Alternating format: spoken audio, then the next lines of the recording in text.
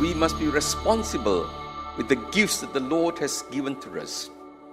We all have received different gifts, but all for the same purpose, for the same goal, which is to establish the reign of God's love in the hearts of every human person. And so, the point is, how do we make use of the gifts that the Lord has given to us for the spread of the gospel, for the glory of God, for the service of humanity?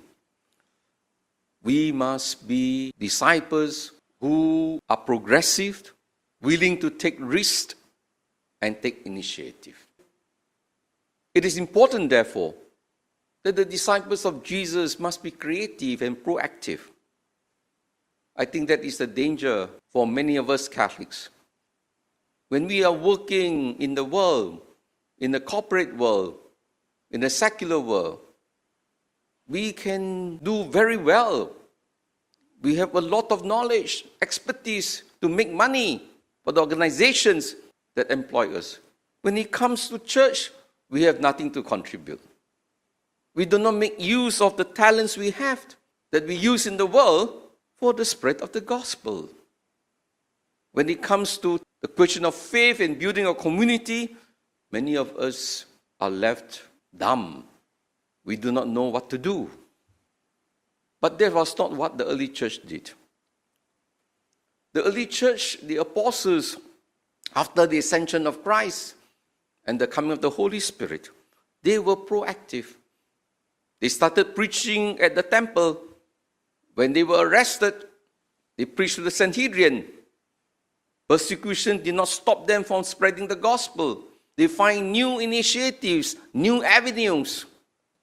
Nothing could stop the Christians from spreading the gospel because they were people willing to take risks, not afraid of persecution, and because they loved the Lord and they loved the people.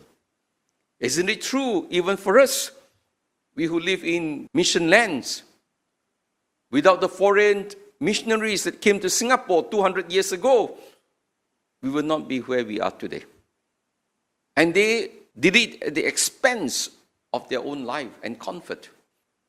It was not easy for the missionaries, but they took the risk. They came here by ship, many months in the sea before they arrived.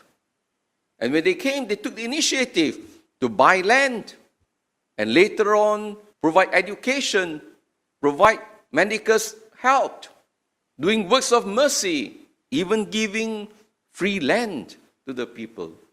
All these were means they were using to spread the good news. Not just in words, not just in doctrines, but a concrete way of life, of love and service. That's why many of us today, we benefit from the system, from the work of the missionaries.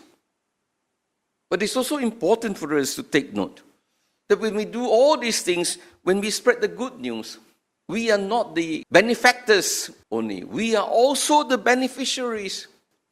The more we reach out, the more we give ourselves. It is not just for people's sake. Actually, it's for our own sake. It is only when we start reaching out, when we start serving people, when we start sharing our faith, that we grow in our faith, that we grow in our capacity to love. If you have never given a small amount of money, you cannot give big amount. You start from small, but the heart will expand. Like for those of us who never get in touch with the poor, you start with a small event. The moment when you get in touch with the poor, then you begin to realize and you begin to feel with them. And this is how people eventually becomes more and more involved in humanitarian works. We grow in the process of giving, in the process of sharing. In fact, we are the greatest beneficiary simply because we find meaning, we find joy, we find satisfaction. The little we do, we have made a difference in the lives of people. We have made them smile. We have given them hope. Let us remember, there is no retirement in this life. Don't think of retirement. Only when you die, then you are retired. So long as we are alive, we need to keep on going. We need to keep on working. Otherwise, we become demented. Otherwise, we will shrivel. Otherwise, we lose our energy. Our muscles becomes weak. It is only in the process of continuing to serve people, reaching out, our life will become rich, meaningful, fulfilling, and we become healthier because we are not inward looking. Those of us who are always thinking about themselves, looking into themselves, they are full of problems. They are always complaining. They are always unhappy because they are always thinking about themselves. But when we reach out to others, oh, you will find great joy. And the people that you serve will give you the joy, the happiness that your money, your resources, all the things that you work for cannot buy. It's the poor that makes the rich happy.